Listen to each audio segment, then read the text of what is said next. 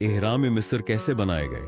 अहराम मिस्र, खास तौर पर गीज़ा के अजीम एहराम, दुनिया के सबसे बड़े मामाराना अजायबात में से एक हैं। ये कदीम तामीरात न सिर्फ अपनी बेमिसाल खूबसूरती के लिए मशहूर हैं, बल्कि उनकी तामीर के तरीके भी आज तक एक मामा हैं। ये मजमून अहराम मिस्र की तख्लीक के बारे में मुख्तलिफ नजरियात और तारीखी हकायक पर रोशनी डालेगा। अहराम मिस्र, मुख्तसर तारफ़ अहराम मिस्र तकरीबन 400-500 साल कबल कदीम मिस्र में फ़िरौनों के मकबरे के तौर पर तामीर किए गए थे। उनमें सबसे मशहूर ग्रेट पिरामिड ऑफ गिज़ा है, जो फ़िरौन खुफू के लिए बनाया गया था। उसकी बुलंदी तकरीबन 146 मीटर थी और उसकी तामीर में 2-3 मिलियन पत्थर इस्तेमाल हुए, जिनमें से हर एक का वजन 2 से 15 टन के दरमियान था। अहराम की तामीर के नजरियात। 1. कदीम मिस्रियों का इल्म मनसम की यसम के सोसी उस्मानमी तामीरा तकदीम मिस्री अपने वक्त के बेहतरीन मामार थे। वो रियाजी और इंजीनियरिंग के माहिर थे और उनके पास मजबूत मजदूरों की बड़ी तादाद थी।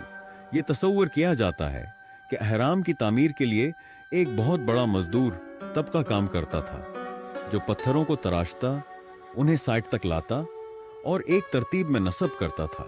2. राम का इस्तेमाल अहराम की तामीर के लिए एक मशहूर नजरिया यह है कि मिस्रियों ने रैंप का इस्तेमाल किया। यह रैंप मिट्टी, लकड़ी या पत्थरों से बनाई जाती थी और उसे तदरीजी तौर पर ऊंचा किया जाता था ताकि भारी पत्थरों को ऊपर ले जाया जा सके। यह रैंप सीधी, घूमती हुई या ज़गज़ेग अंदाज में हो सकती थी। 3.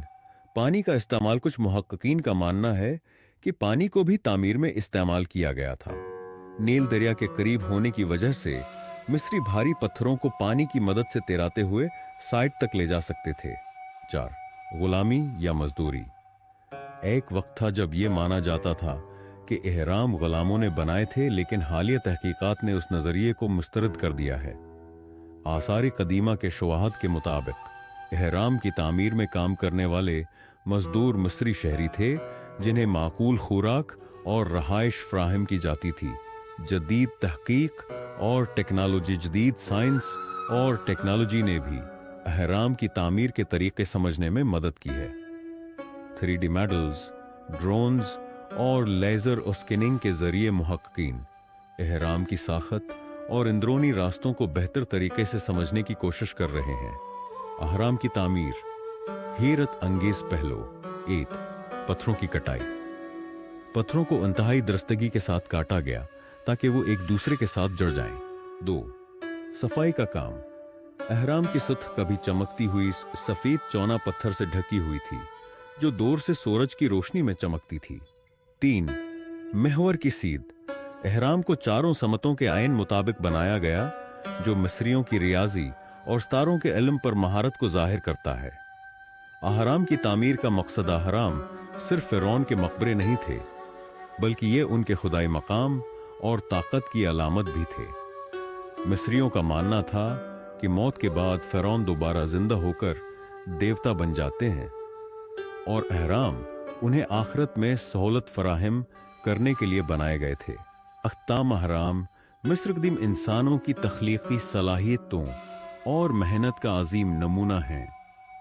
उनकी तामीर के बारे में मुख्तलिफ नजरियात और तहकीक हमें माजी की अजीम तहजीब की झलक दिखाते हैं।